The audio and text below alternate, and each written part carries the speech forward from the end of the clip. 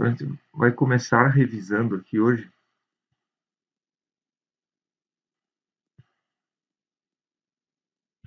conservação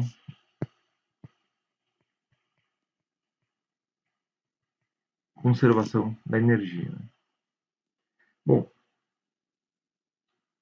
a energia, ela pode ser, tem duas, vamos colocar assim, duas formas, né? Pode ser a energia cinética e a energia potencial. A energia cinética, usa aqui ele está usando aqui o símbolo K, né? Que vem do inglês, kinetic, para energia cinética, né?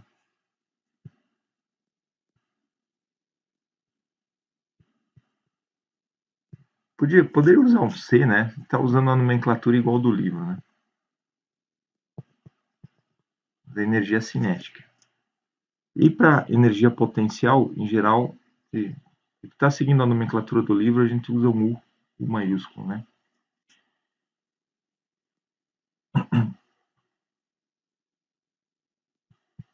Energia potencial. Bom, quando nós temos dois corpos que exercem forças uns nos outros, né? Quando um corpo exerce força no outro e vice-versa, a energia ela pode ser convertida, né, de potencial para cinética e vice-versa, né? Bom, um exemplo clássico aqui, né? Nós temos aqui, por exemplo, a Terra, né? Aqui está, tem aqui a Terra, né? Os polos aqui. Bom, se colocar aqui uma mesa, né? Em cima da Terra, nós temos aqui, nós podemos fazer um experimento.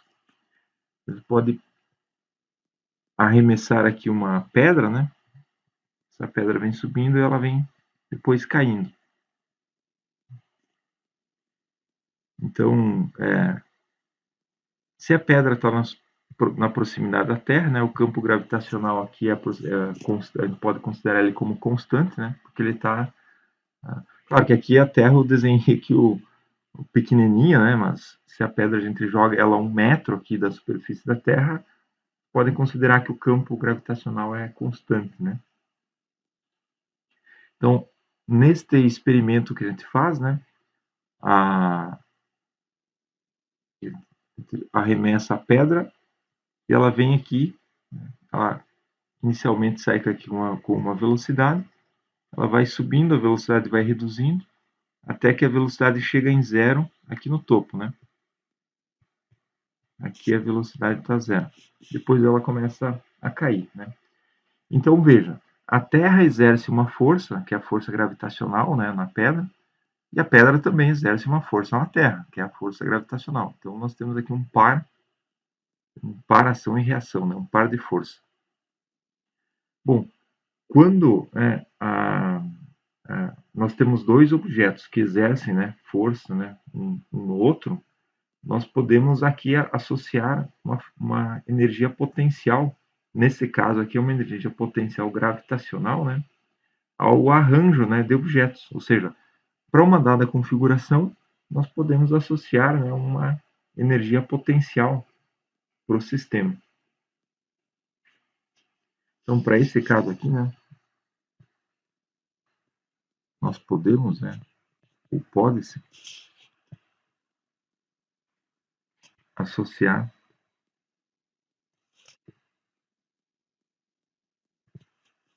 uma energia potencial.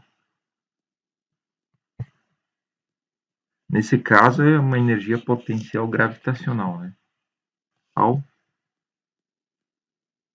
arranjo de objetos.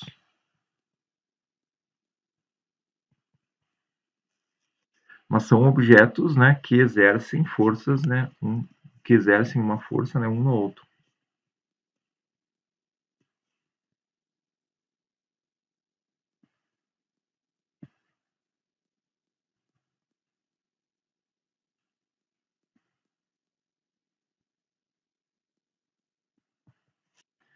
Ou então tem que ter essa situação, né? Um objeto tem que exercer uma força no outro, né? Para que então nós possamos, né, descrever o problema não em termos de força, mas em termos de energia. Ou seja, nós vamos associar uma determinada energia potencial para o determinado arranjo de objetos que exercem forças uns nos outros. E se esses objetos tiverem um movimento, né, a gente também vai poder associar uma energia cinética, né, para cada um desses objetos. Né?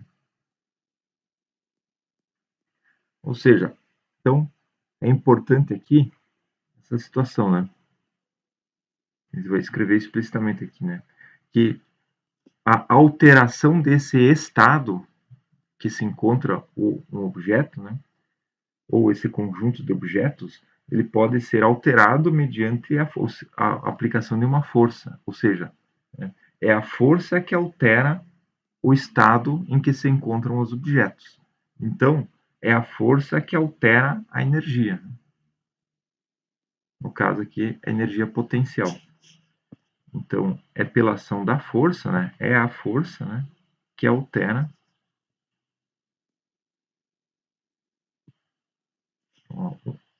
É uma força, né? Ou é uma força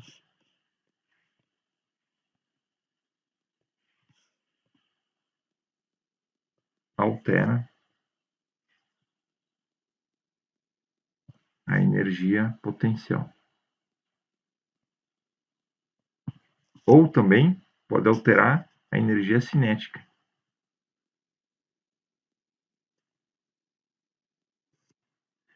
Só que agora na descrição em termos de energia, né, nós não vamos, né, ou não vamos descrever, né, a dinâmica ou o estado que o objeto se encontra em termos de força. Nós vamos descrever em termos de energia. Né? Lembrando que nesse caso aqui, né, nós demos o exemplo aqui da pedra jogada para cima. No caso da força gravitacional, ela é uma força conservativa. E o que é uma força conservativa? Né? Vou escrever aqui.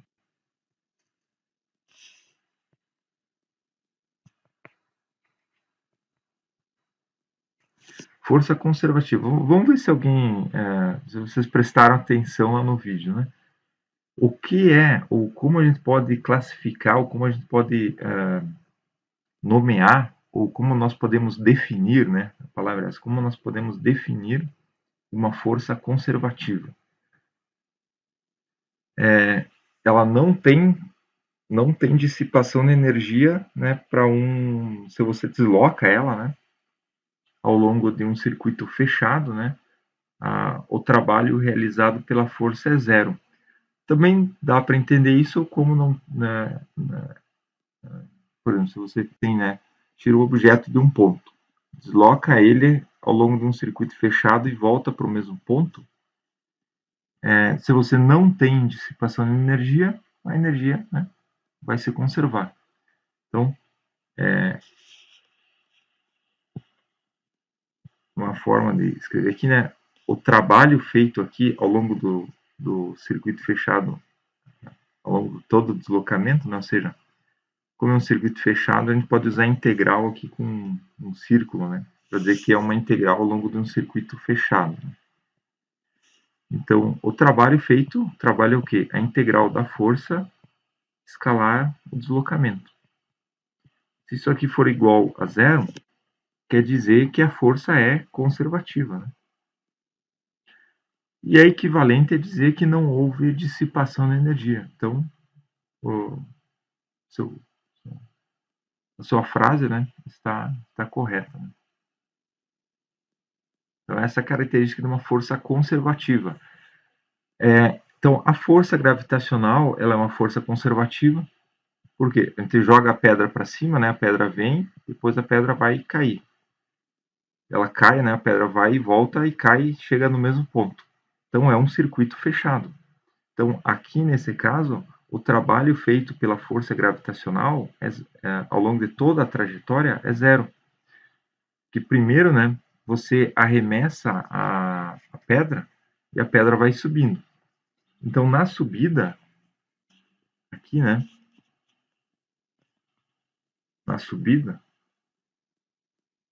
né, o trabalho da força gravitacional retira a energia cinética do objeto. Então, aqui, ó, vou colocar aqui, força gravitacional retira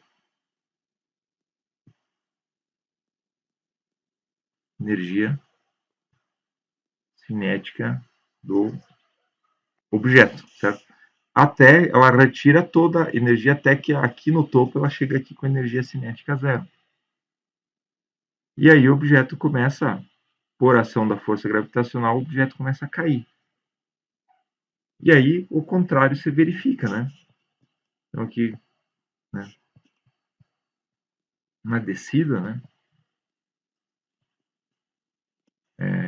a força gravitacional, né, eleva a energia cinética do objeto, ou seja, ele vai acelerando o objeto, né? O trabalho, né? O trabalho da força gravitacional, né, o trabalho gravitacional eleva a energia, acabou o espaço AK do objeto, né? A energia cinética do objeto. Ou seja, a gente vai alterando o estado, né, do corpo, né, mediante a ação da força gravitacional. Então, esse é um exemplo clássico, né, de força conservativa, né? Tem outros exemplos também, por exemplo, uma mola, se é uma mola que ela não tem dissipação de energia, né, também é uma força conservativa, né? Ou seja, você tem aqui uma bola, né? Deixa eu desenhar melhor aqui.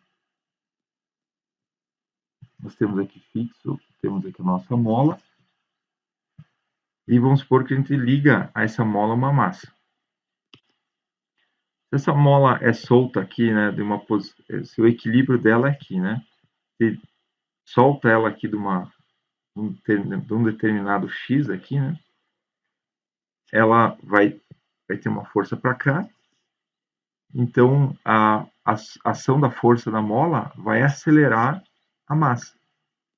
Até o passo que chega aqui num determinado ponto, ela fica bem comprimida, né? E aqui, ela, quer dizer, deixa eu fazer primeiro um outro passo. Vai chegar ao ponto onde a massa vai chegar aqui na origem com velocidade máxima, né? E depois chega o ponto onde a mola comprime bem aqui, comprime da mesma quantidade inicial, né, o x aqui, e a velocidade aqui vai ser zero, energia cinética zero. Depois continua, né? Ela acelera e chega aqui na origem com velocidade máxima. Continua, né, até chegar aqui no outro extremo de novo, em x, com velocidade zero.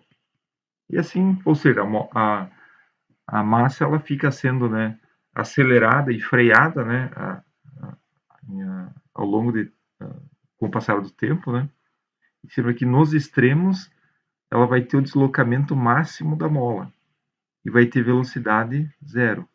Ou seja, nesse ponto aqui, nós temos a máxima, né, energia potencial é máxima. E energia cinética, ela é mínima. Ou zero, né? Por outro lado, nesse ponto aqui, a energia cinética é máxima, né? E a energia potencial é zero, porque a mola não está distendida, né? Então, aqui a energia potencial é zero, e a energia cinética, neste caso aqui, é máxima. Ou seja, nós temos aqui uma transferência de energia cinética para potencial, e vice-versa. Também aqui, é importante, né, de que a energia se conserva. Por quê?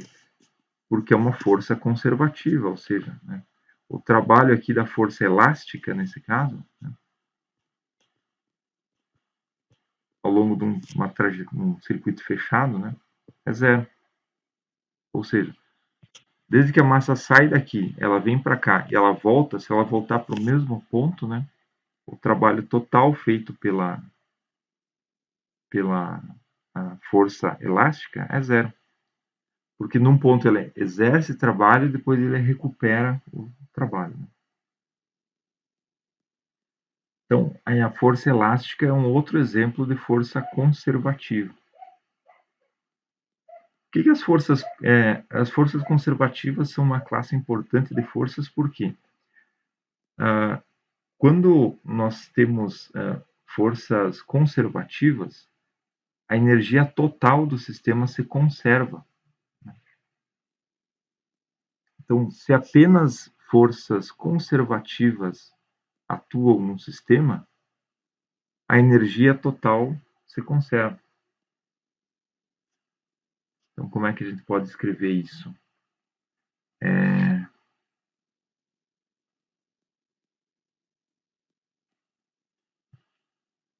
Vou escrever assim mesmo. Se apenas. Ou. Vou colocar assim. Se apenas forças. Né,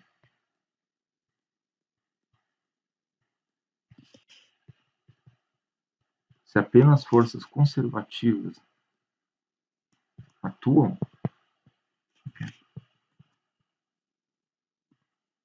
a energia total, ou a energia mecânica total do sistema se conserva.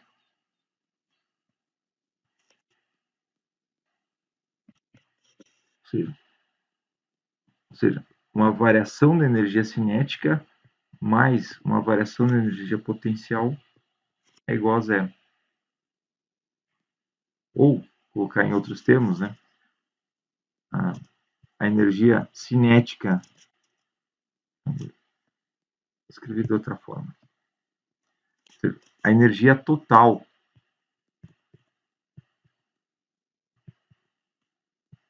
inicial tem que ser igual, ou vai ser, né, igual à energia mecânica total final. A energia total ela é dada pela soma da energia cinética mais potencial.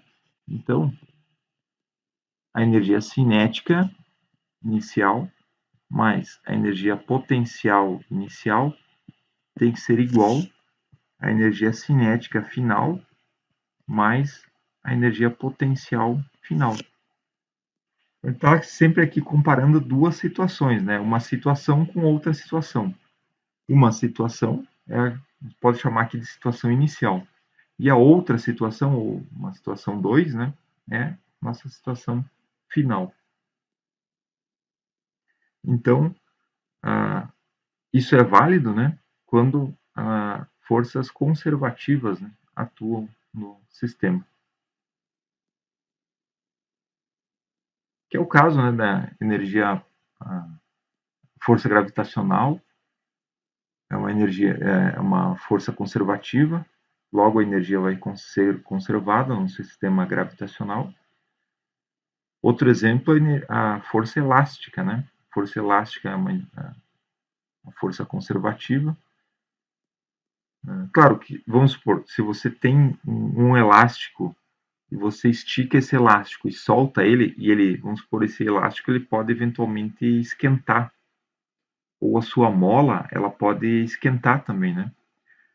Se ela esquentar, é um indicativo de que parte da energia elástica se converteu em energia térmica, ou seja, ela perdeu parte da energia, né?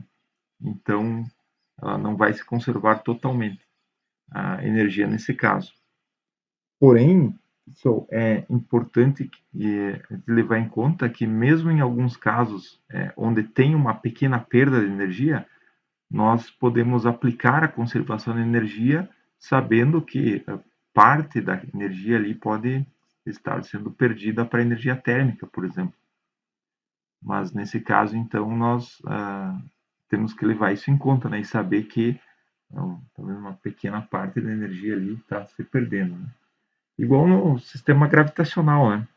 O atrito com o ar é uma energia, vai acarretar numa perda de energia, né? Perda de energia mecânica. Mas mesmo assim nós podemos aplicar a conservação de energia desde que a gente tenha noção, né, de que ali uma parte está se perdendo. Ou seja, isso é uma aproximação, né? Então, quando você calcula a seguinte situação, né? Você arremessa um objeto com uma velocidade aqui inicial, esse objeto vai subindo até que ele chegue aqui no ponto máximo da trajetória com velocidade zero. Você pode aplicar energia mecânica, a conservação da energia mecânica aqui? Pode. Só que é uma aproximação, porque se você tem o ar aqui, né? Tem uns pontinhos aqui representando o ar, você tem uma força dissipativa aqui, que é a força de atrito. Então, se você aplicar a conservação da energia mecânica aqui, você vai ter a seguinte situação. Vamos resolver o problema explicitamente, né? Então, você arremessa o objeto inicialmente com uma velocidade zero, velocidade v inicial, né? Ou vezes v0, vamos chamar aqui de v, velocidade inicial. O objeto vai subindo, ele vai sendo freado aqui, né, pela força gravitacional, pela atuação do campo gravitacional, e chega aqui com velocidade zero. Então, aqui nós temos uma situação inicial, e aqui nós temos uma situação final, onde o objeto, né, subiu e até a base dele aqui, né, a gente vai chamar aqui de uma altura h. Então, vamos colocar a origem do nosso sistema de coordenadas aqui, né? Então, aqui é x igual a zero. Então, vamos colocar aqui, né? Aplicando a conservação da energia mecânica, a energia mecânica total inicial tem que ser igual à energia mecânica total final, perfeito? Isso então é igual à energia cinética inicial do objeto mais a energia potencial inicial do objeto tem que ser igual à energia final cinética do objeto mais energia potencial final do objeto. Energia cinética inicial é o que? 1 meio de mvi ao quadrado, mais a energia potencial inicial, que é mg vezes a altura do objeto, ou o x, né, inicial do objeto. Isso é igual a 1 meio da massa do objeto vezes a velocidade final do objeto ao quadrado, mais mgx final, que é a energia potencial gravitacional do objeto, na posição final. Então, qual que é a velocidade inicial do objeto? Analisando esse termo aqui. Pergunta... eu vou escolher democraticamente, né? Democraticamente um voluntário. Vamos ver aqui. Aqui na lista está em ordem de chamada, né? Quem aqui? Vou pegar aqui no meio da lista, né? Douglas. Douglas está presente? Está presente. Não sei se está escutando, mas o violão está na lista aqui.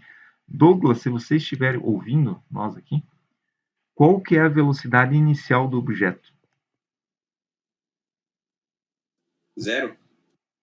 Não! É errado. Olha aqui. Tá vendo aqui?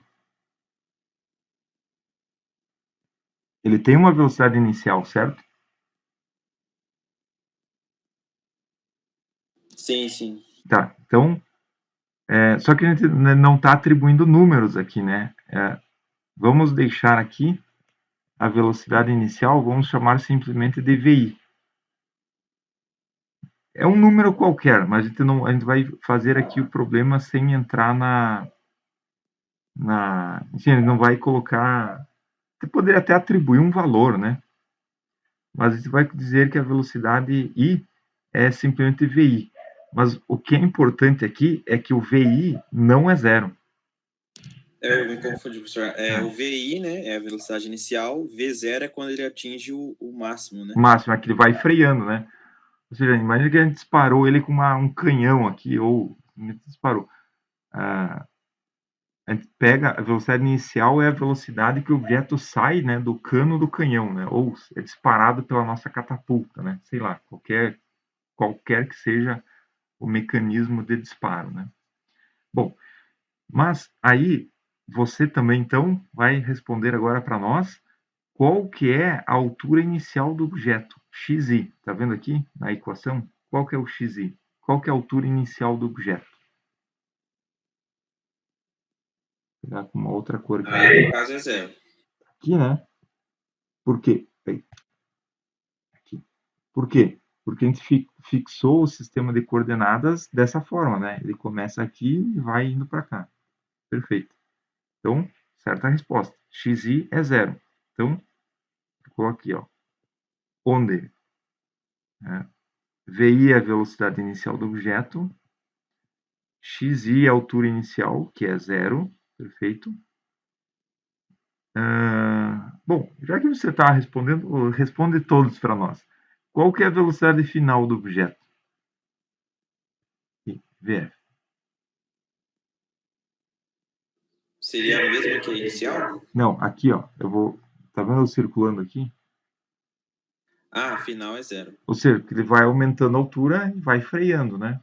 Pela ação da força gravitacional. Então, a velocidade final do objeto, lá no topo da trajetória, é zero. E qual que é a altura, ou x final do objeto? Aí seria H. H. Então, a gente está usando H, seria um valor numérico qualquer, né? No nosso caso aqui, x final é igual a H. Então, substituindo isso aqui na nossa equação, vai ficar como? 1/2 de mvi ao quadrado, mais mg x inicial, que é zero, e é igual a 1/2 de vf ao quadrado. Vf é zero, então aqui é zero ao quadrado, mais mg x final, que é h. Então, a gente substituiu aqui os nossos valores, né? Então, aqui nós temos um termo que é zero e um termo que é zero. Então, nós temos aqui, o que sobrou aqui é 1/2 de mvi ao quadrado é igual a mg x final. Aqui é h, né? H. E aí eu pergunto, se a velocidade inicial é vi, qual é a altura final? H, né? Simplesmente você isola aqui, né? H, né, é 1/2 de m VI ao quadrado. A gente pode passar dividindo ali a massa do objeto e a gravidade, né? Massa dá para cortar aqui. Então, vai ficar aqui 1/2 de VI ao quadrado sobre G. Então, essa aqui é a altura final do objeto que foi lançado inicialmente, né, com uma velocidade VI. Claro que aqui a gente fez, a gente fez o cálculo apenas aqui, a gente montou a equação, né? Se nós tivermos aqui um valor de velocidade, e um valor de gravidade, a gente substitui e acha a altura do objeto. Por exemplo, se a velocidade é 1 metro por segundo, né?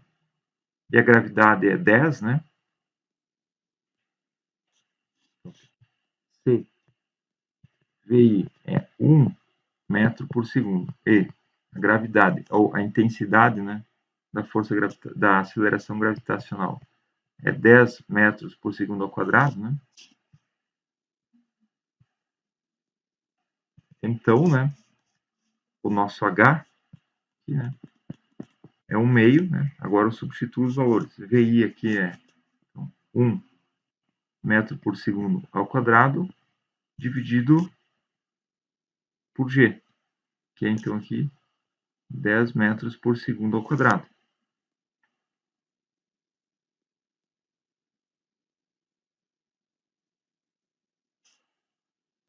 Um ao quadrado é 1, né? Então aqui fica 1 meio de 1. Metro ao quadrado não é 1. Então aqui é metro ao quadrado por segundo ao quadrado, dividido por 10, né, metros por segundo ao quadrado. Então, nota que aqui, esse segundo ao quadrado vai cortar com esse, né?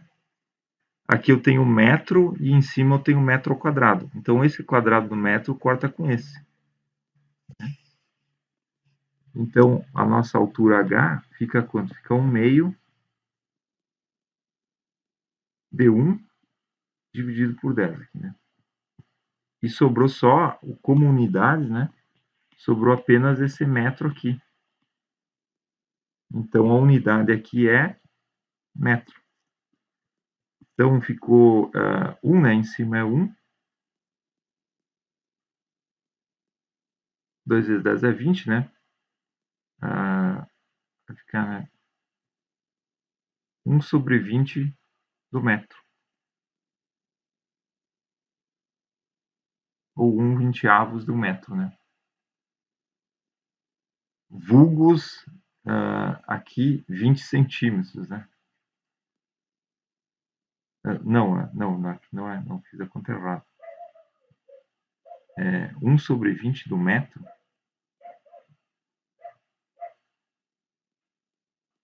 é 1/20, vai ser 5%.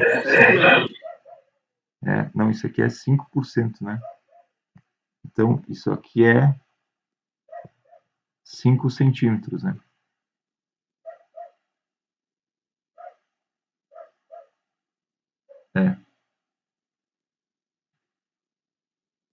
Se você pega 1 metro e divide em 20 vezes, se você pegar 1 metro e dividir em 10 vezes, vai ser 10 centímetros, né? São 10 pedacinhos de 10 centímetros. Se você divide por 20, né? Divide 1 metro por 20, é 5 centímetros. Então, em é 5 centímetros, né? Ou 1/20 do metro, né? É a altura que o objeto chegou aqui, né? O nosso H. Nesse caso aqui, né? A altura, a velocidade inicial dele é 1 metro e a gravidade, né, está considerando aqui 10 metros por segundo. Veja que aqui eu fiz com todo cuidado para você, eu multipliquei aqui e levei ao quadrado, etc., as unidades, né? Então veja que no final eu obtive a unidade correta da altura. Eu não poderia obter a altura em metros por segundo. A altura é metros, centímetros, etc., né? Eu não poderia obter a altura como metros por segundo ao quadrado. Não. Então, veja, eu multipliquei as unidades, cortei aqui, né, umas com as outras, e sobrou exatamente a unidade da grandeza que nós estávamos buscando. Ou seja, a altura tem que ser em metros. Então, é importante que você sempre multiplique, quando você usa valores numéricos, como é esse caso aqui, é sempre importante que você faça as operações, né, matemáticas usando também aqui as unidades. Por quê? Se você obter uma unidade que não faz sentido, é um bom indicativo de que você errou alguma coisa no problema, né? Ou seja, você próprio pode achar os erros que você eventualmente pode ter cometido. Pode estar verificando. Se você vai calcular velocidade, você tem que achar velocidade em unidades de velocidade. Não pode achar velocidade em metros. Ou a velocidade em metros por segundo ao quadrado. Não, tem que ser metros por segundo, né? Então, nota, é bom que você sempre tenha esse cuidado, né? Para resolver os problemas. Bom, esse problema aqui, pessoal, é o simplíssimo, né? Muito simples, mas muito importante, né? Pegando aqui o conceito-chave de conservação de energia, aí você só vai aplicando, né, para outros problemas. Ficou alguma dúvida aqui, pessoal? Entendeu tudo? Como é que ficou?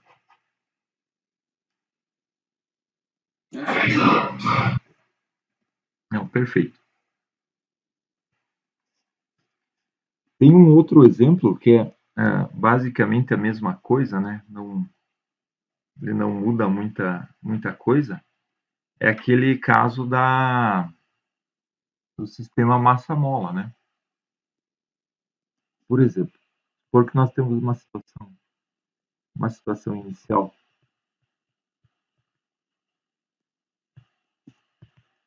Situação inicial que é a seguinte: a gente puxa uma mola do equilíbrio, vamos supor que o equilíbrio da mola está aqui. Nós deslocamos ele, aqui então é x igual a zero, nós deslocamos ela aqui de uma dada distância, aqui até aqui, né? Vou chamar aqui de x inicial, chamar aqui de d. E aí a gente solta a massa. E a gente chega numa situação final que é essa aqui. A massa chega aqui no x igual a zero, né? Só que aqui em x igual a zero, ela vai estar aqui com uma determinada velocidade, né?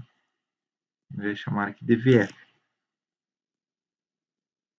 Então, nós temos uma situação inicial e uma situação final. Então, nesse caso aqui também, né? Aplicando a conservação da energia mecânica,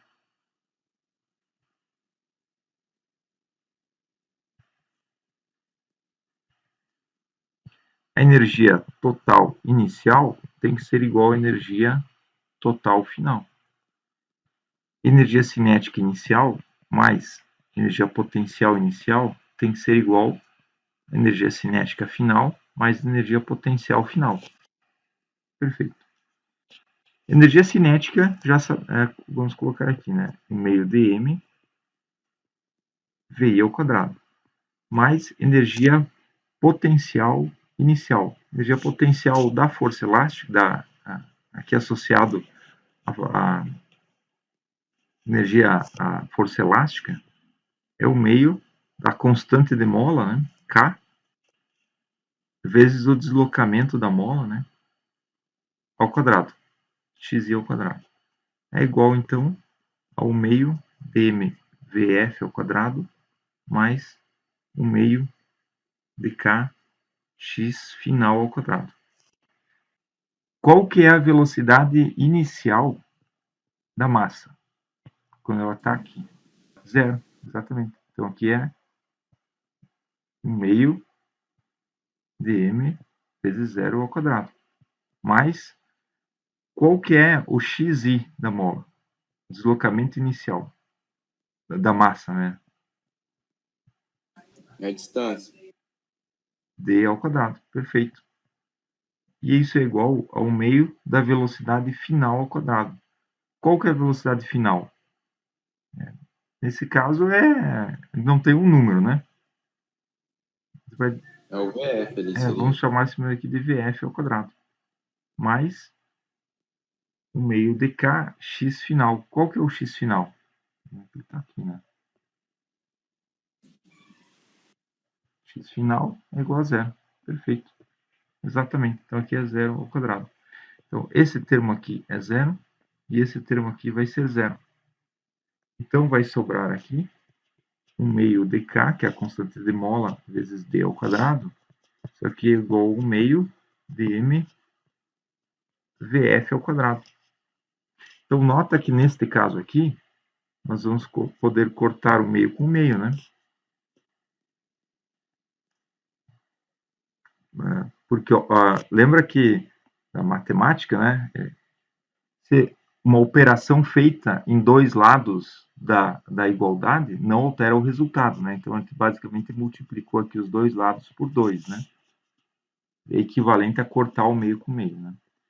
Bom, então sobra aqui k d ao quadrado é igual a m vf ao quadrado. Então vamos supor que a pergunta fosse a seguinte: qual é a velocidade final da mola? Desculpa, qual é a velocidade final da massa, dado que nós soltamos ela aqui, né, de uma distância inicial d. Só que o d, vamos supor que seja, por exemplo, bom, poderia ser um valor qualquer, né, 10 centímetros, 20 centímetros, enfim. Nós poderíamos atribuir qualquer valor, né, para o d. A velocidade final, né, isolando ela aqui, né, seria k d ao quadrado, né, sobre m, raiz quadrada disso. Então, essa é a velocidade. Daria para tirar o d aqui da raiz, né, ficaria vf igual a raiz de k sobre m, né, vezes d. Então, essa seria a velocidade final da mola. Lembrando que se a gente tivesse o valor dm, k e d, né, seria só substituir aqui para saber o resultado. Aqui, né, então, a energia potencial elástica se converteu em energia cinética. Então, Vitor, a última pergunta para você: qual é a distância, se a gente deixar o sistema continuar a evoluir, ele vai chegar aqui, né?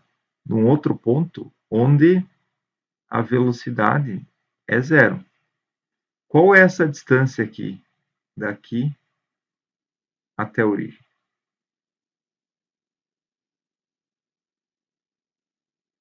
Você saberia dizer? É que ele soltou daqui, ele foi passando, né, veio até aqui, chegou aqui com velocidade 0.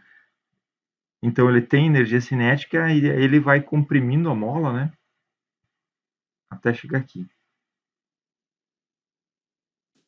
Qual é o... Opa.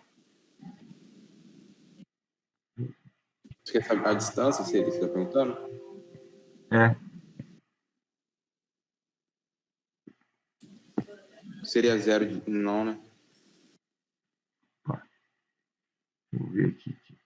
Eu mexi aqui na apresentação, espera um pouquinho. Aqui, voltei. Caiu o compartilhamento, só deixa eu compartilhar de novo aqui. Sem querer eu cliquei na borda aqui e daí cai fora. Acho que voltou para você, né? Voltou.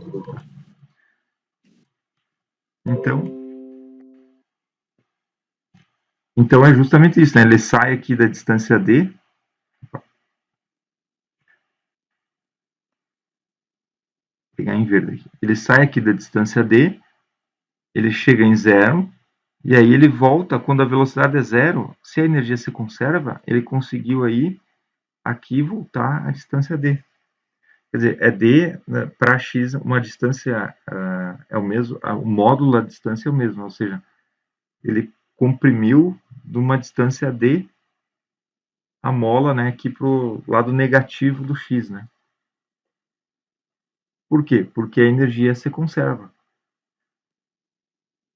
Claro que se existe o ar aqui, né, e também a mola não é uma mola perfeita, mas ela converte parte da energia em energia térmica, se a gente deixar esse sistema oscilar, nós vamos perceber que em algum dia, em algum momento futuro, ele vai parar, ele vai chegar em enfim, vai cessar o movimento. Por quê?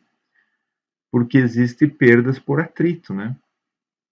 Então, mas isso não impede da gente aplicar a conservação de energia, né? Descartando, né? No modelo, né? Aqui, levando em conta que não tem atrito, né? E daí a gente pode aplicar a conservação de energia. Então, idealmente, ele vai atingir aqui a mesma distância d para o lado negativo que ele tinha para o lado positivo de x.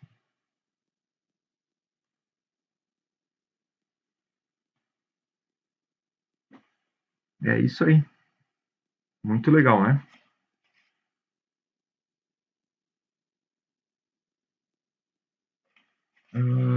Bom, é isso aí então, pessoal. Conservação da energia. Em geral, a gente usa esses sistemas onde a energia se conserva, né? Essas forças conservativas, que é energia gravitacional, energia potencial elástica, energia coulombiana, né? Também é uma energia com a força coulombiana também é uma força conservativa, ou seja, vai ter a conservação da energia. E assim sucessivamente. Vou tomar uma água aqui.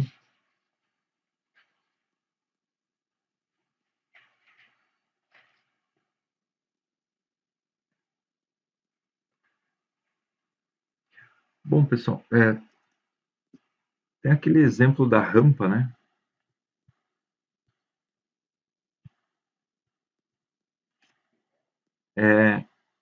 Nós temos aqui vários tipos de escorregadores aqui, por exemplo. Eu tenho aqui uma altura inicial e aqui uma altura final. E aí nós podemos soltar um objeto daqui e deixar ele cair. Ele vai chegar aqui, por essa trajetória, né? Lembrando que aqui nós temos a campo gravitacional, né? Então, tem uma força gravitacional agindo no objeto aqui de massa m. Bom, nós podemos pegar e soltar o objeto aqui no escorregador, que ele vai fazer essa trajetória aqui. E também nós podemos soltar o objeto daqui, deixar ele escorregar no escorregador assim, até voltar para aqui. Ele vem sobre aqui. Se nós aplicarmos aqui a conservação de energia para o ponto inicial e final, lembrando que aqui o ponto inicial é aqui, o ponto final é aqui. Nesse caso aqui é o ponto inicial do sistema 1, né? Final do sistema 1. Aqui é o inicial do 1, do 2, né? E aqui o final do 2. E aqui é o ponto inicial do sistema 3 e aqui o final do sistema 3. Então nota que a altura inicial e final é a mesma em qualquer um dos sistemas, né? Ele está no mesmo nível, né? Então o ponto inicial e final é o mesmo.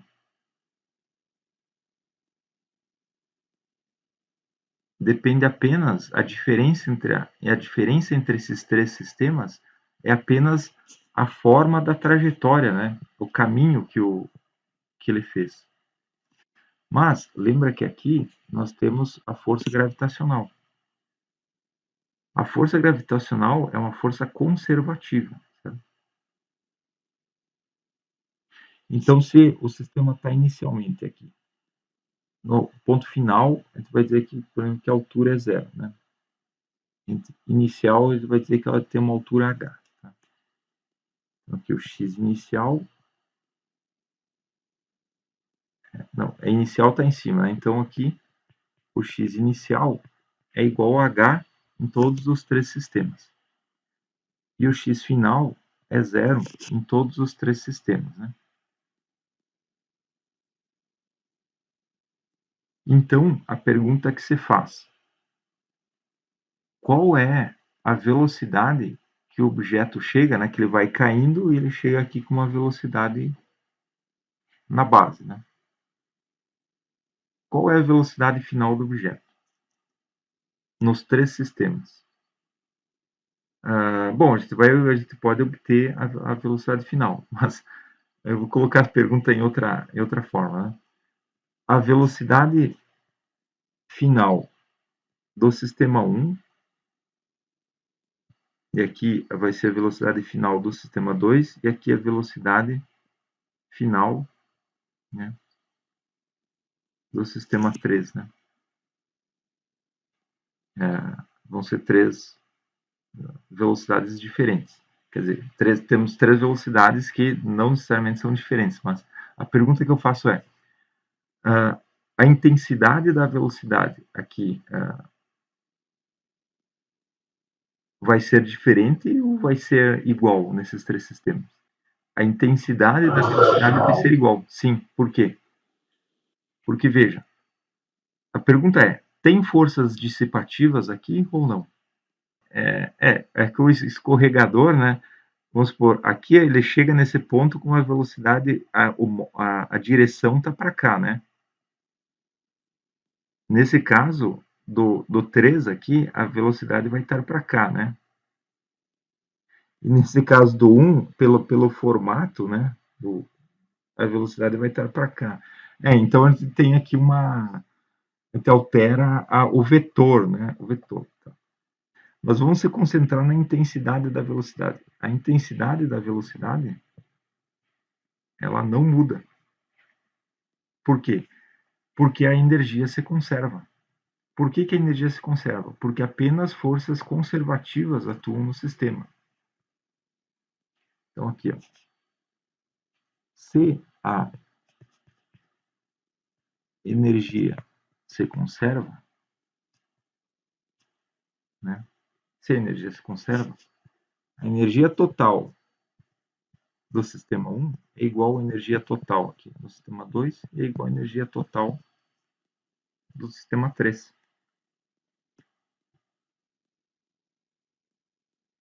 Então, a energia cinética inicial mais energia potencial total energia cinética mais potencial em qualquer um desses sistemas, né, vai ser igual.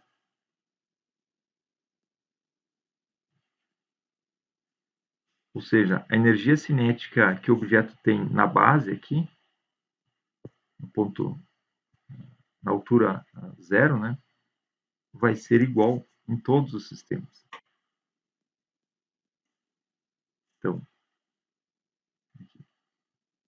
a energia cinética inicial, né, do ponto 1 mais a energia potencial gravitacional inicial do ponto 1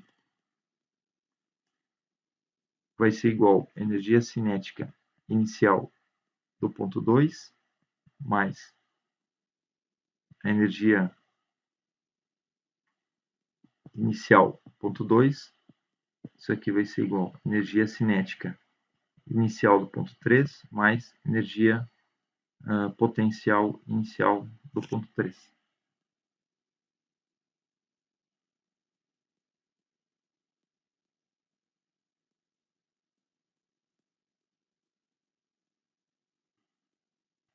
E também a mesma coisa para a energia final, né?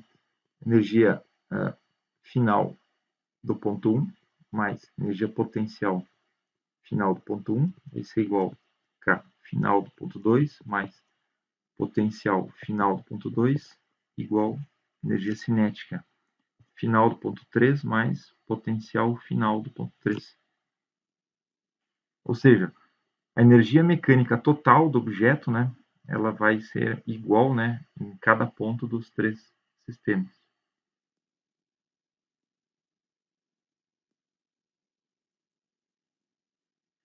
Assim, nós podemos escrever aqui a energia cinética inicial mais energia potencial inicial, né, ela é igual a energia cinética final mais potencial final para cada um, né, dos três sistemas, né, que são iguais, né, os dois aqui. Então,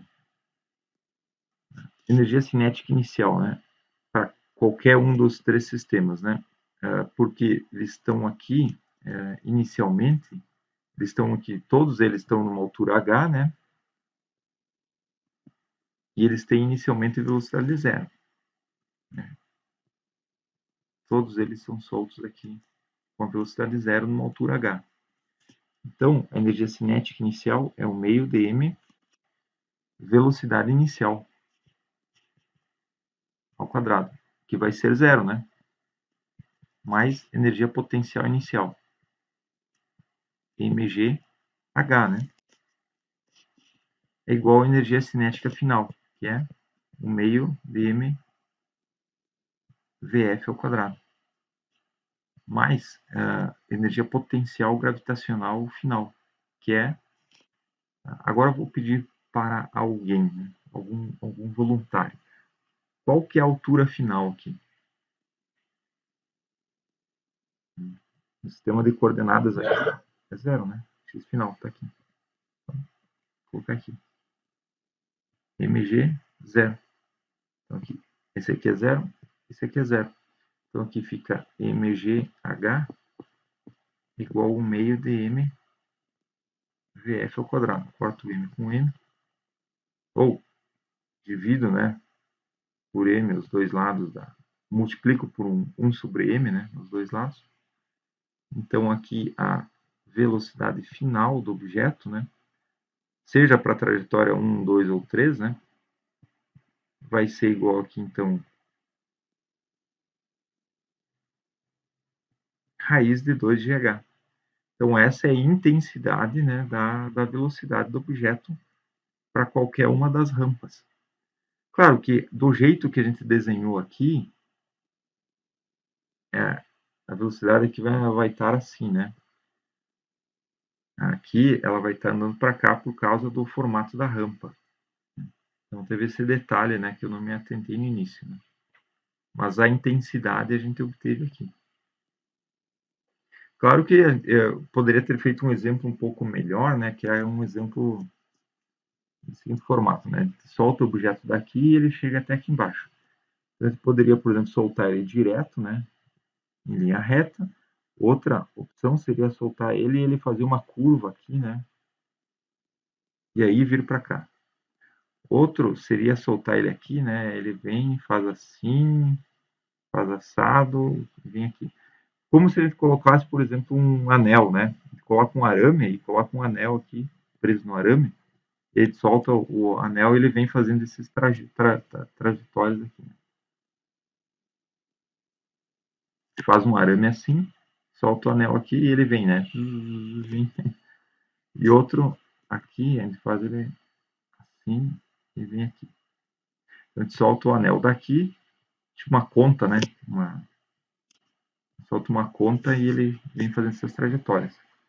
Se apenas a força gravitacional atua e a força gravitacional é uma força conservativa, quando esse objeto chegar aqui embaixo, agora sim a velocidade tem aqui a mesma, né, o mesmo vetor, né, a mesma intensidade. Então, quando ele chegar aqui na base, em todos os casos, a velocidade é igual.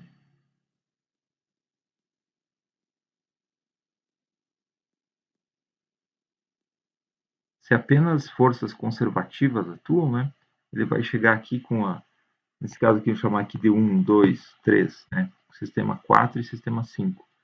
A velocidade do sistema 1 final é igual à velocidade final do sistema 2, que é igual à velocidade final do sistema 3, que é igual à velocidade final do sistema 4, que é igual à velocidade final do sistema 5. Por quê? Porque a energia se conserva. Então, se a energia se conserva, a velocidade final aqui, né, ela depende apenas da altura inicial do objeto, que é a mesma em todos os casos. Então, você veja como é poderosa, né, em simplificar os problemas, a conservação da energia. Né?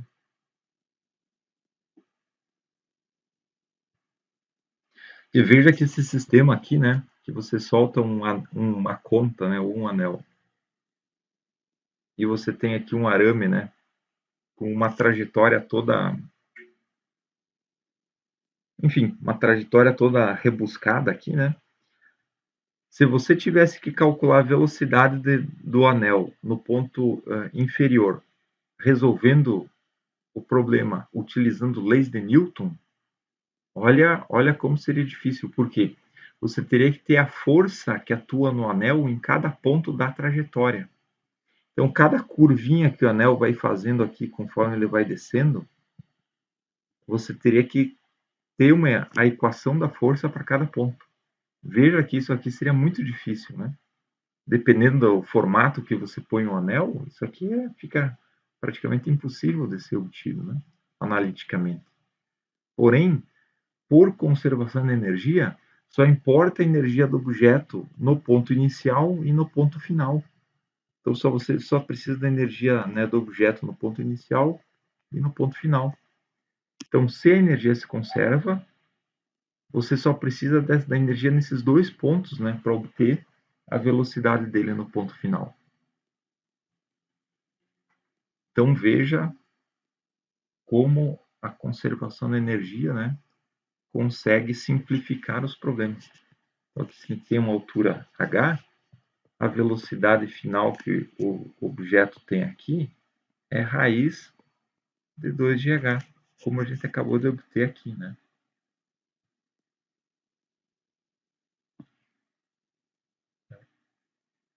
Então, agora, eu espero que tenha ficado claro para você aqui a grande capacidade de simplificação dos problemas, né? Que a conservação da energia permite, né?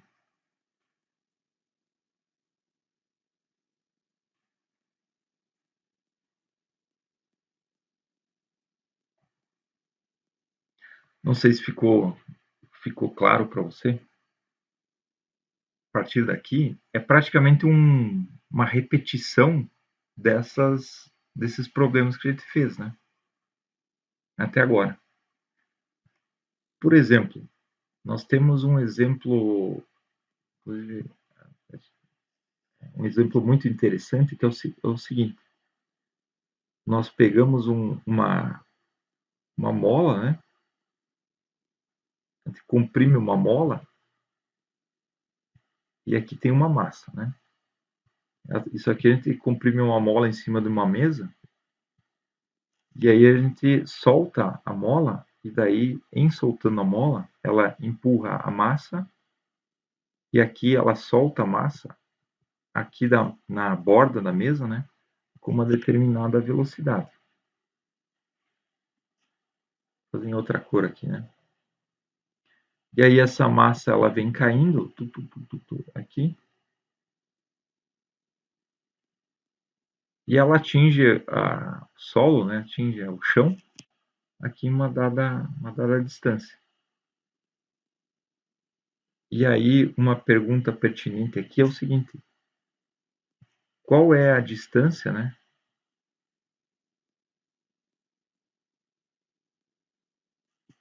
Qual é a distância que a massa percorre desde a quina da mesa, né? Desde que ela sai da mesa, desde que ela para de ser impulsionada pela mola.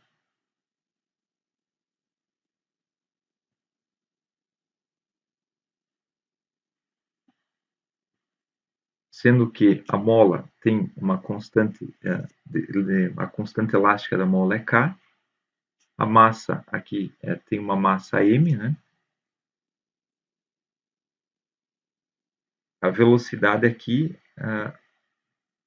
nesse ponto aqui, em princípio, você não precisa saber, pode calcular. Então, esse problema, né, pode ser feito por conservação de energia. Porque, inicialmente, a mola está comprimida. Você tem o quê? Energia potencial elástica. Então, é a energia potencial elástica da mola que se converte em energia cinética. Ela se converte em energia cinética e aí ela é lançada, né? Então você tem, por efeito gravitacional, você tem a queda da massa. Então ela tem inicialmente aqui uma determinada altura, né? E daí ela vai caindo, a energia potencial gravitacional vai se convertendo em energia cinética, né? Agora ao longo aqui da queda, né, da massa. Então, aqui ele tem uma velocidade em x e y, né, até que ela chega aqui na base da trajetória, né, e tem um determinado alcance x aqui. Acho que deu para entender o problema, né? Você tem uma mola comprimida na quina da mesa, você solta, você dispara uma massa e ela atinge ali um determinado, ela tem um alcance, né, no chão. Você pode tomar esse ponto aqui como sendo o seu x igual a zero, né? Para calcular o alcance, né? O alcance d, né? Nesse ponto aqui, a gente vai dizer que ele tem um x igual a d. Né?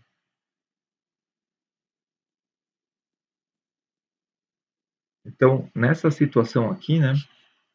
É um exemplo onde você quer calcular, vou colocar aqui para você, né? Calcule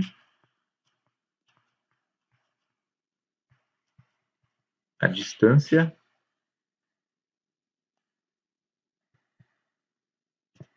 horizontal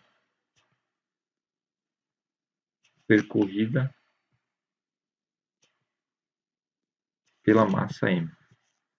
A distância horizontal é o d, né?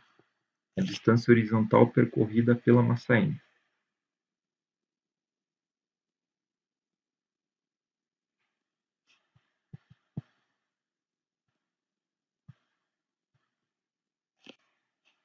O dado, né? O dada, uma compressão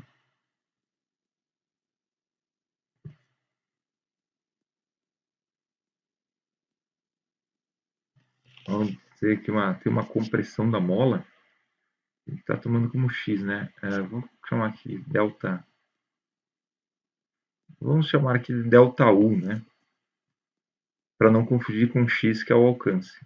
Então aqui tem delta U, ou seja, entre esse ponto aqui de disparo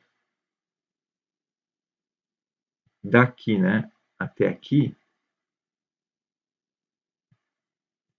aqui tem um delta U, ou seja, aqui tem U igual a zero. Então, vamos colocar aqui.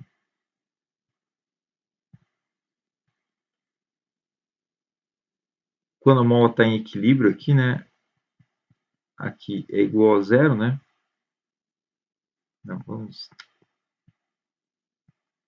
que na horizontal a gente está chamando de x. Então, vamos colocar aqui. Aqui, nesse ponto aqui, nós vamos chamar aqui de...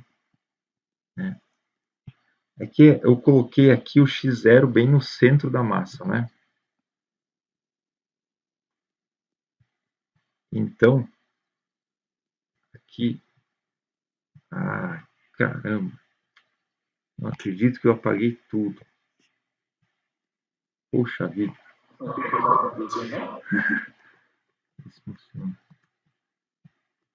Não, é que eu tô na... Ah, não, só tinha ido pro slide de baixo. Tá, eu recuperei. Tinha ido pro slide de baixo, não tinha percebido. Deixa eu apagar aqui. Tá, perfeito. Aí é o seguinte, a gente está considerando o x no centro da massa. Então, vamos pegar o centro da massa aqui como nossa referência. Então, aqui até aqui, né? Então, aqui é x igual a zero e aqui é x igual a u. Ou seja, u é a nossa compressão da mola, né? Então, aqui, compressão da mola u. Ou seja, dado que a gente comprimiu a mola de uma distância u inicial, daí a gente dispara, né? Ou seja, a gente solta ela empurra a massa ganha uma velocidade v, e ela dispara a massa e por ação do campo gravitacional a massa vai caindo até atingir o solo aqui. Aí a pergunta que você faz é o seguinte, calcule a distância horizontal, né, de final que a massa atinge o solo. Lembrando que aqui tem aqui tem uma cinemática envolvida, né? Ou seja, a gente tem que saber a altura inicial. Então, a altura inicial aqui vamos chamar de H, né? Dado que ela tem essa altura inicial H, a altura da queda, né? E daí ela vai estar aqui sob a ação da força gravitacional. Então você vai poder, com esses dados, você vai calcular a distância D, do alcance, em x. Lembra que aqui tem duas etapas envolvidas, né? Ou seja, inicialmente você converte energia potencial elástica para energia cinética. E dado que você tem uma energia cinética aqui, ela daí se converte, né? Ela vai entrar aqui num movimento balístico, né? Daí você vai ter por meio da cinemática, você vai conseguir obter aqui o alcance, né? Porque aqui a energia potencial gravitacional se converte em energia cinética, mas apenas na direção y, né? Em x vai ser a velocidade não muda, né? Acho que deu para entender o problema, né? Ou seja, dada a compressão inicial da mola de uma distância u, obtém uma equação, né, para o alcance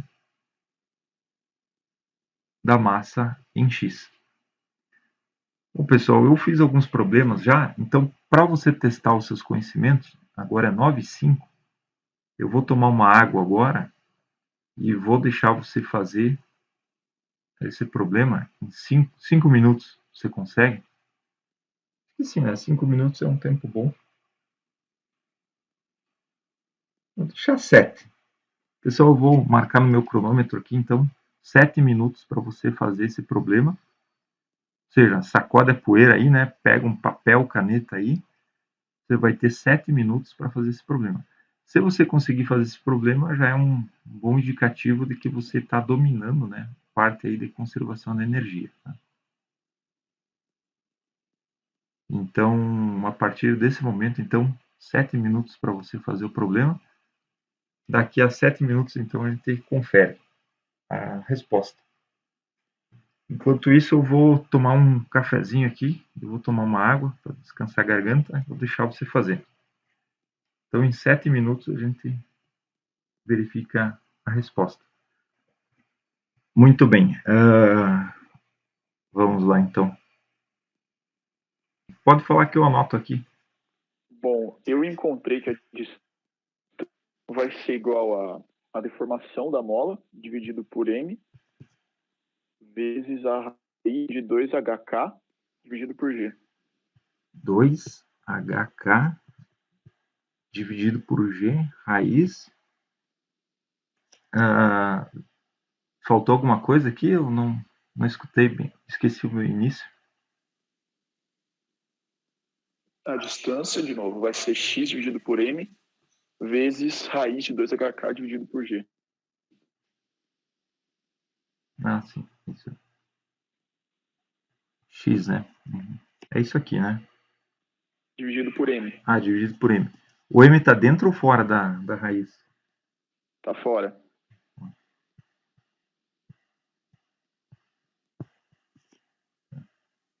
Não, peraí. Eu obtive aqui o m dentro da raiz. Né? O m tá dentro, desculpa. O m tá dentro. Cadê o negócio para eu corrigir aqui? MG. Uhum. Exatamente. Certa resposta. Lembrando que aqui tem que fazer em 2 etapas, né?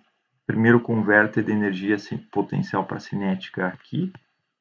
Depois, né, obtém a cinemática, né, do objeto ele caindo, né? Então, vamos aplicar a conservação de energia inicialmente para essa situação aqui, né? Aqui e aqui, né? Mola comprimida até o momento do disparo. Então, inicialmente a mola está comprimida aqui. Depois a mola, né, dispara o objeto aqui, com uma velocidade, né? Vou chamar aqui de V.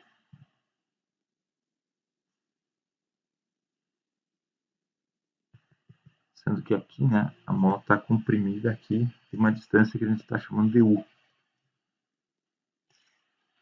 Então, energia total inicial, né? Energia igual a energia total final. Então, K inicial mais o inicial é igual a K final mais o final. Então, aqui é 1 meio de m, a velocidade inicial ao quadrado, mais 1 meio de k, né, x inicial ao quadrado, é igual a 1 meio de m vf ao quadrado, mais 1 meio de k x final ao quadrado. Então, aqui, a velocidade inicial aqui é zero, né, porque ele está parado, né? Então, isso aqui é zero. O x inicial a gente está chamando de u, né? Então, aqui fica 1 meio de k u ao quadrado, né? Igual a velocidade final, né, que é 1 meio de v f ao quadrado. Ele está chamando de v simplesmente, então vamos deixar aqui simplesmente v, né, ao quadrado. Mais o meio de k xf. Xf é o deslocamento da mola, só que aqui a mola ela dispara o objeto e chega aqui sem estar distendida, então aqui é zero, né? Perfeito. Então, a velocidade aqui, né, se o meio a gente corta aqui, né, a velocidade aqui de disparo é, então, né, K sobre M, né, vezes U. A gente achou, então, aqui a velocidade de disparo.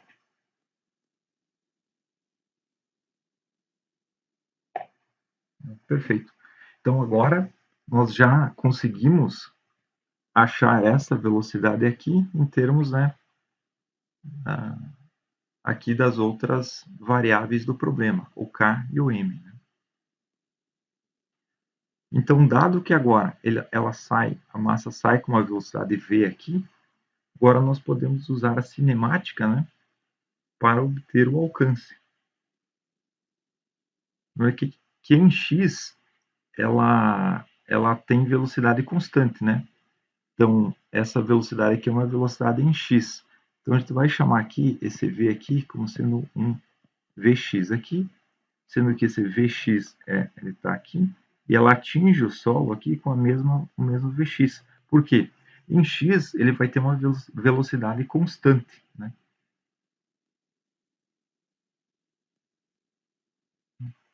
Então, em x a velocidade é constante. Então, a gente pode usar essa equação aqui, né? O alcance, no caso, né? Vai ser dado pela velocidade em x vezes o tempo. Perfeito.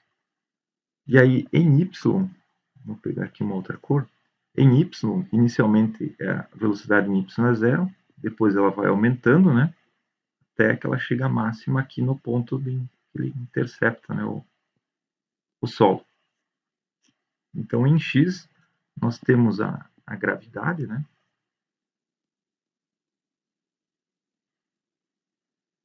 Então, nós vamos ter a aceleração. Então, aqui, em y, né? Se y ficou parecendo um G aqui.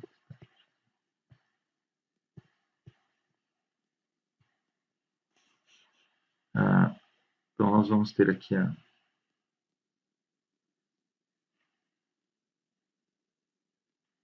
altura final em y aqui, né, vai ser h, né? Ou se a altura final depende de onde a gente põe a origem, né? Se pegar e colocar a origem aqui, né? Ele cai para baixo, né? Então, a gente pode colocar aqui como sendo a altura final, né? É a altura inicial, mais a velocidade inicial, o V0y, né? Velocidade inicial em y vezes o tempo, mais o meio de g t quadrado. Bom, a altura inicial, se a gente colocou a origem aqui, né? Da onde ela começou a cair, é zero. A velocidade inicial em y também é zero. Então, a altura aqui fica 1 meio de gt². Perfeito.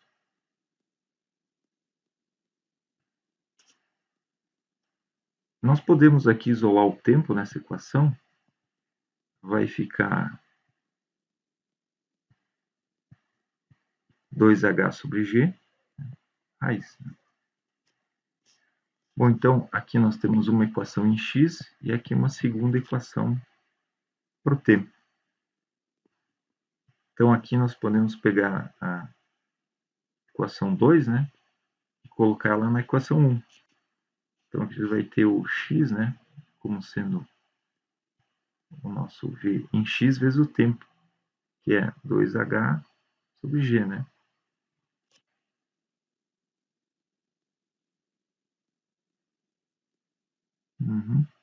Perfeito.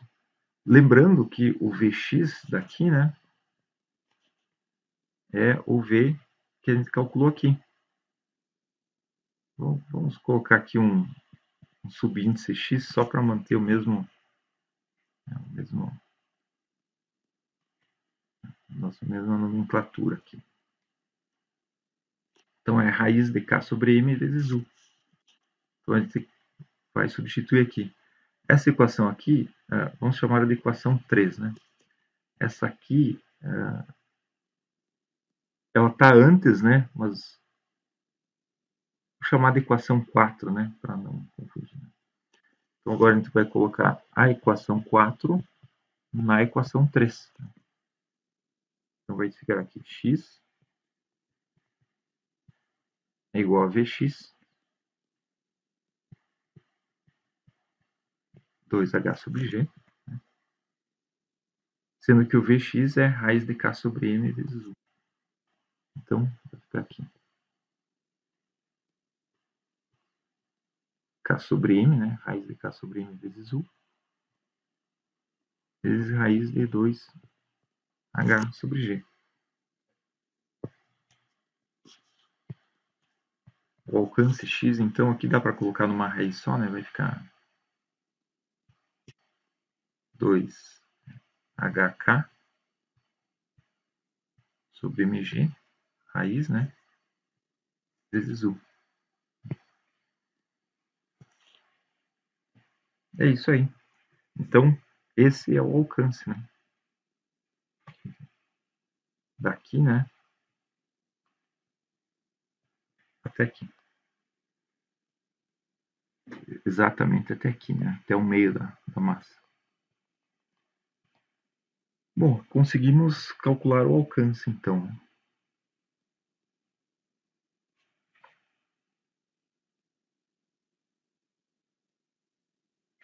É claro que aqui a gente fez usando símbolos apenas, né? Mas, enfim, se a gente tivesse um valor de K, H, M e G, né? E U da compressão da mola, nós conseguiríamos aqui ter o valor do alcance, né? Numericamente falando, né?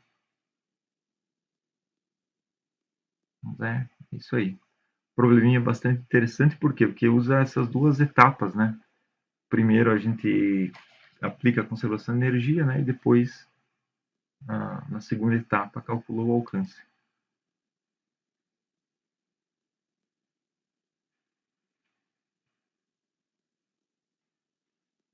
Bom, vamos fazer mais um. Fazer um outro problema envolvendo mola também. Os itens, né, que a gente pode usar é esse, né? A gravidade, a mola, né? Enfim, está sempre girando em função desses itens. Nesse caso, vamos fazer o seguinte, né?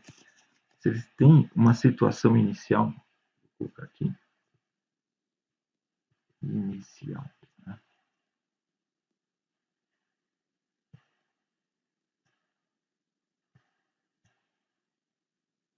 Aqui a gente tem uma base, e aqui a gente tem uma mola, tá?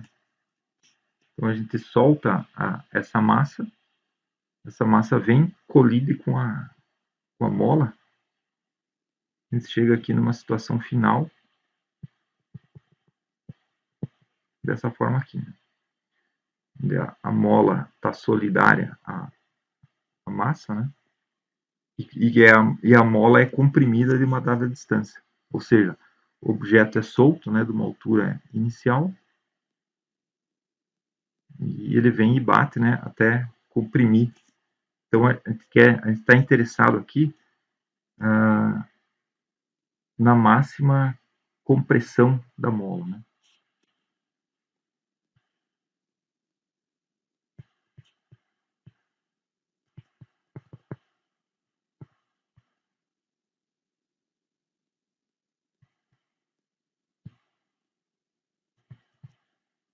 Dado que a gente soltou a mola, né, quer dizer, soltou a massa de uma dada altura, pode considerar aqui entre o início da mola, quando ela não está comprimida, aqui até a base da massa M, nós temos aqui uma altura H. Sendo que a gente pode tomar aqui, para uma simplificação, a gente pode tomar essa altura aqui como sendo a altura dela quando ela vai estar comprimida, né, na máxima compressão, como sendo zero. Ou seja, vamos tomar esse ponto aqui como sendo nosso zero, nosso y0.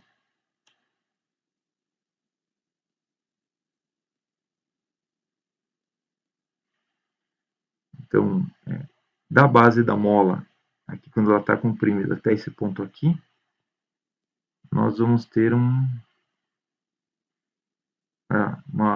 vai ser quanto a mola vai comprimir, né? Que aqui nós vamos chamar U.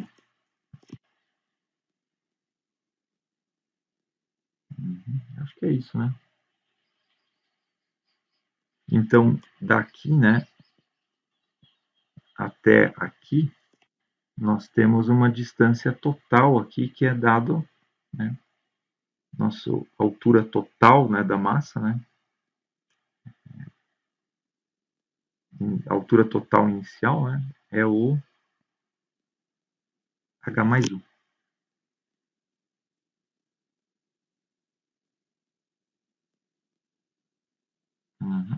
É isso, né?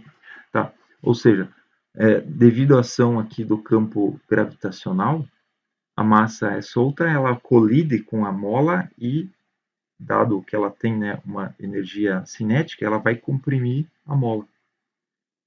E a pergunta que você faz é: qual é a máxima compressão da mola?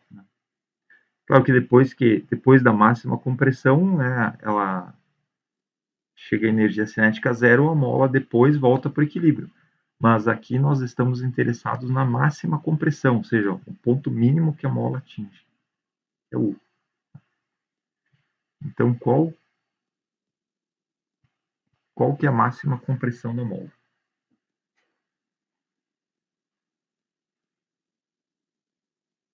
Não sei, tem alguma sugestão? Fiquem à vontade aí para sugerir por onde nós começaríamos. A máxima compressão da mola vai ser quando a energia potencial gravitacional total vai ser transferida para a energia elástica total, não é? Sim, exatamente. Eu vou pegar aqui uma outra cor, né? Pegar um azulzinho. Então aqui é uma situação inicial e final, ou seja, nós temos aqui na situação inicial nós temos uma energia mecânica total, né? Inicial, que é o quê? Energia cinética total mais energia potencial gravitacional, né, inicial, mais energia da mola, né, energia elástica inicial. Pela conservação da energia, isso tem que ser igual à energia mecânica total final, que é o quê? A energia cinética final mais a energia potencial gravitacional final mais a energia potencial, né, elástica final. Entre a situação inicial e final, veja que na situação inicial nós não temos energia cinética, né? Porque quando a mola é solta, a velocidade é zero, né? E aqui no final, a energia mecânica se converte para energia cinética, ela colide com a mola, só que aqui no final a velocidade dela volta a ser zero, né? Por quê? Porque ela vai quando a mola atinge a máxima compressão, a velocidade volta a ser zero, né?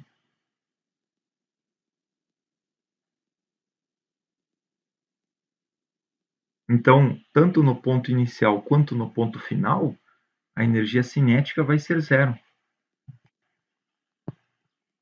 Certo? Então, nós vamos pegar essa situação aqui, né?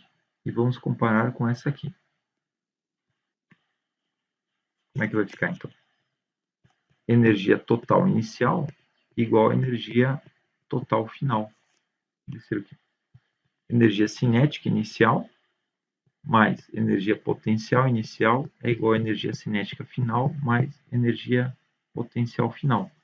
Como eu já tinha colocado, né, sendo redundante, né, a energia cinética inicial e final vai ser zero. Então, vai ser zero e zero.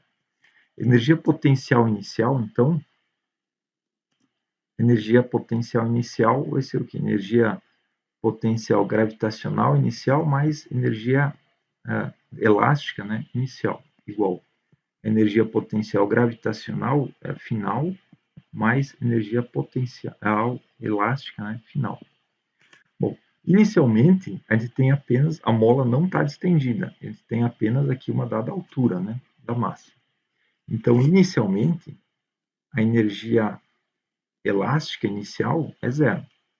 Já no final, é quando a mola está na máxima compressão, né, aqui. Então, a energia gravitacional, né, como o zero, né, a massa está em zero, a energia gravitacional final que é zero, né?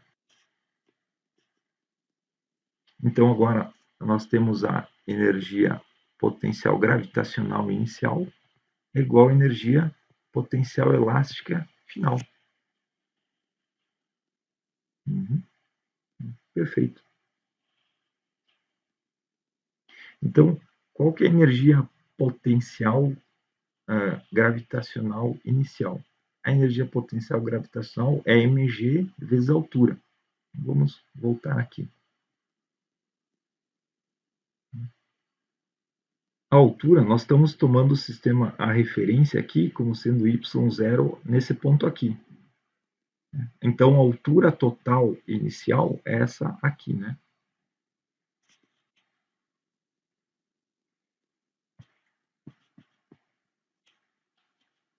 Então, a energia potencial gravitacional inicial, né, vai ser mg vezes a altura total inicial, que é aqui, então, h mais 1. Isso é igual à energia potencial elástica, né? Que a compressão da mola no final é U. Então, isso aqui vai ser igual a 1 meio dk U ao quadrado.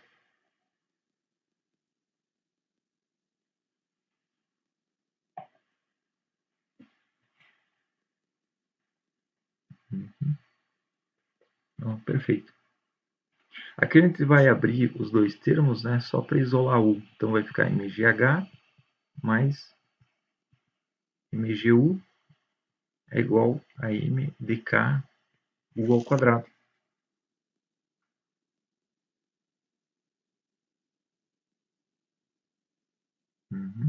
Tá certo. Vamos passar o meio dku, né, para o outro lado, só para deixar tudo igualado a zero. Tá? Então, se a gente passar, vai ficar negativo mku, né? Aí vamos multiplicar tudo por menos 1 também. Então vai ficar aqui, para deixar positivo esse termo aqui, que é o meio dku ao quadrado, aí vai ficar negativo dmgu e negativo dmgh é igual a zero. Certo?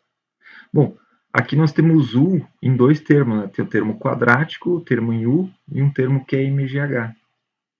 Como a gente quer saber o U, né? Ou seja, a gente quer saber a máxima compressão da mola, nós temos que resolver a equação para U.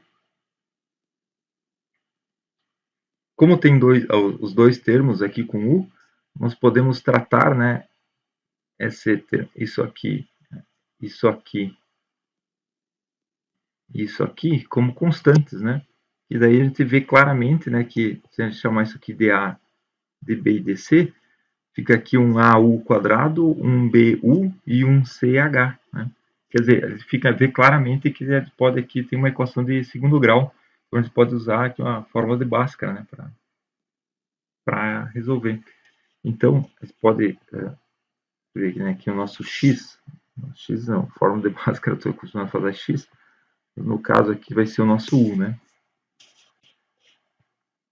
O u, né, que é a solução, vai ser o quê? É menos b, né, mais ou menos raiz de b quadrado menos 4ac sobre 2a. Então, substituindo aqui, né, o u vai ser o quê? Vai ser menos b, o b aqui é menos mg, né? Então vai ficar mg mais ou menos raiz de b quadrado, né? Então vai ficar mg quadrado. Menos 4ac. Então 4 vezes meio ali fica 2, né? O a é k, né? Vezes c que é mg. Então fica... só que tem o menos, né? Então menos com menos fica mais. Então fica 2k mg. Dividido por 2a. Que o a é o meio de k. Então fica 2 vezes o meio de k, que dá só k. Fica k aqui. Vou fazer um pouquinho maior aqui, né? Então o u fica igual a mg mais ou menos mg quadrado mais 2k mg.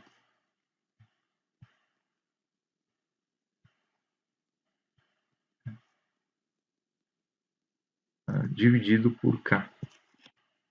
Veja que aqui ficaram duas soluções, né? Porque uma é com sinal positivo e outra é com sinal negativo aqui da fórmula de Bhaskara. Só que fisicamente isso aqui é matematicamente, né?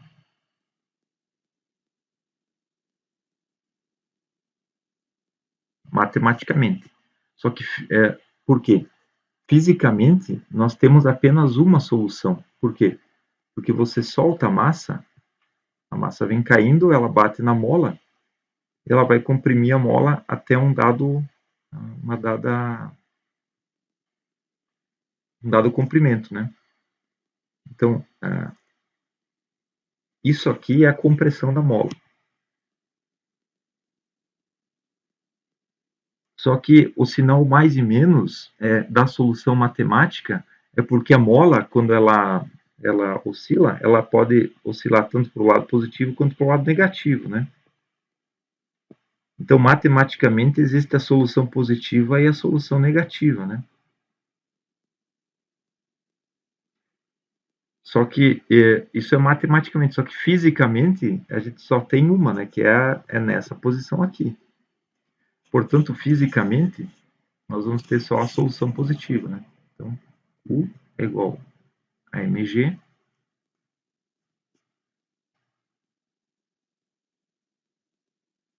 que uma é para mais e uma é para menos, né? Vamos usar só para mais aqui. Mais mg quadrado mais 2kmg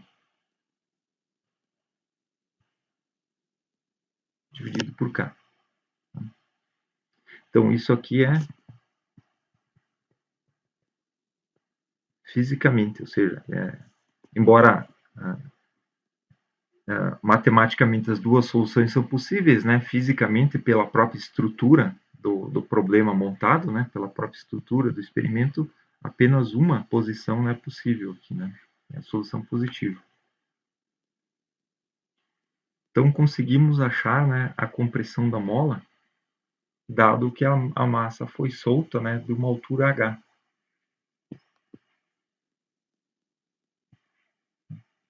Perfeito.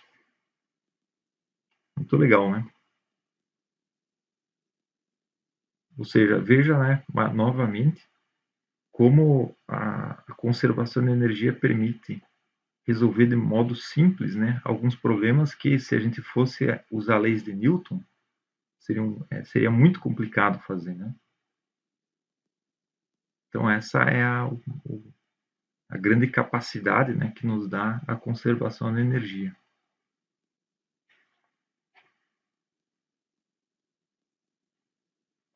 Isso não quer dizer que as leis de Newton não tenham a sua aplicação, né? Certamente que elas têm a sua aplicação. Mas, enfim, para alguns problemas em particular, é mais simples, né, e mais direto usar a conservação da energia. Conservação do momento linear, né? Olha que a lei de Newton, né? Somatório das forças é igual a ma, né?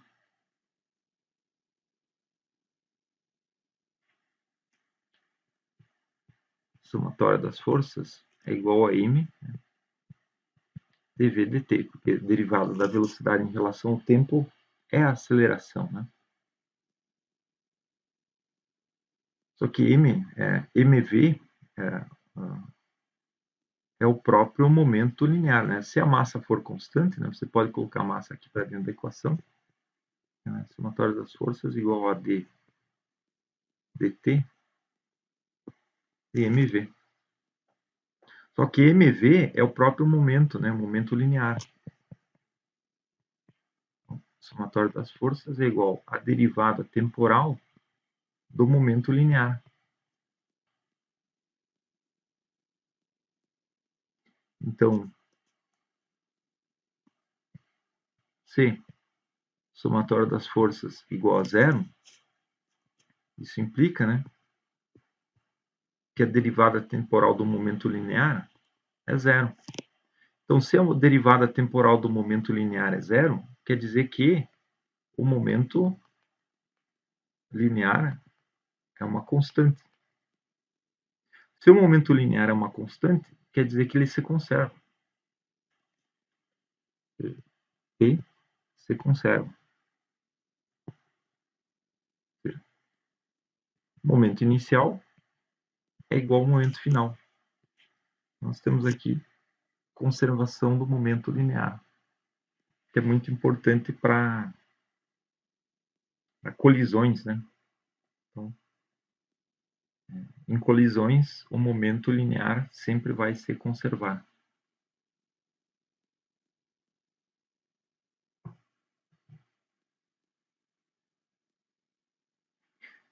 Também tem aquela parte da nossa última aula, interessante você revisar também, né? Trata de rotações, né? Para rotações, né? Quando nós temos uma rotação, nós temos não mais a aceleração linear, mas a aceleração angular. Também o equivalente para rotações da força é o torque, né? Então, para rotações, né? Nós temos o equivalente da lei de Newton, que é o seguinte, né? Somatório dos torques, né? É igual ao momento da inércia vezes a aceleração angular, que é alfa. O somatório dos torques é igual a I alfa. Lembrando que no caso do torque, né? Se nós temos aqui, por exemplo, um braço de alavanca fixo num ponto, né? Vamos supor, estamos aqui, né? Um braço de alavanca aqui tem uma dobradiça. Então, se a gente aplica uma força nesse ponto aqui, né? Aqui é aplicada uma força nesse ponto, ou seja, a força é aplicada aqui no ponto que está aqui com o braço de alavanca R, né? Então, o torque, né? Torque é dado por R vetorial F. Essa é, é o vetor torque. R vetor F, né? Pega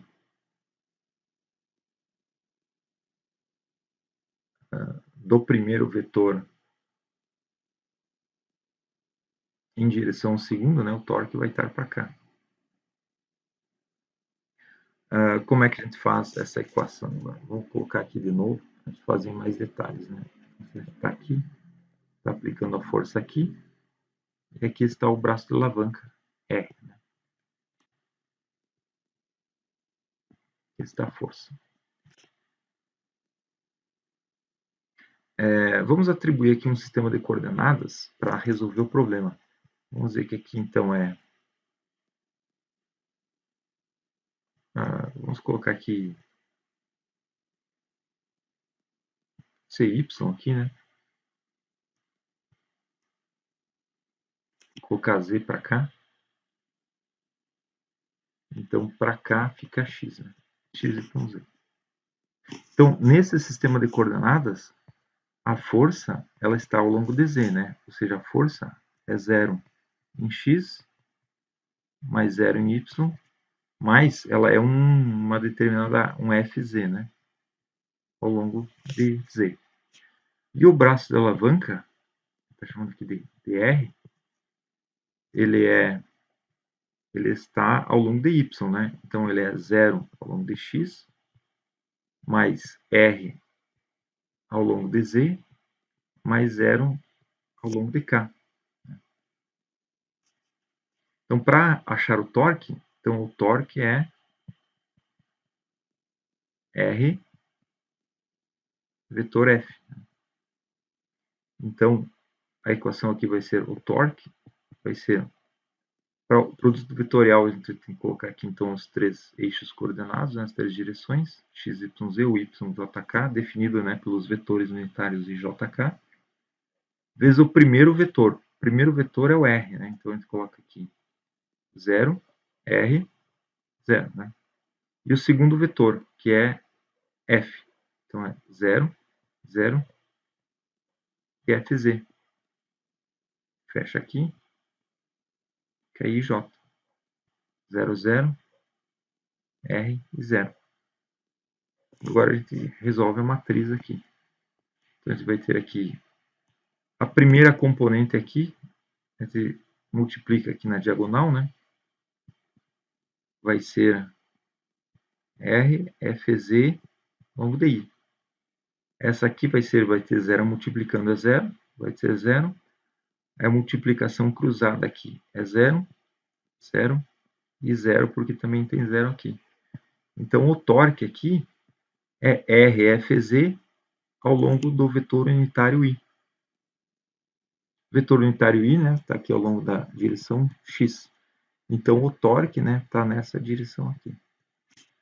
Achamos a direção do torque explicitamente aqui, né, resolvendo o produto vetorial explicitamente, né. Então, assim que a gente vai calcular o torque, né, para o caso de rotações. Né?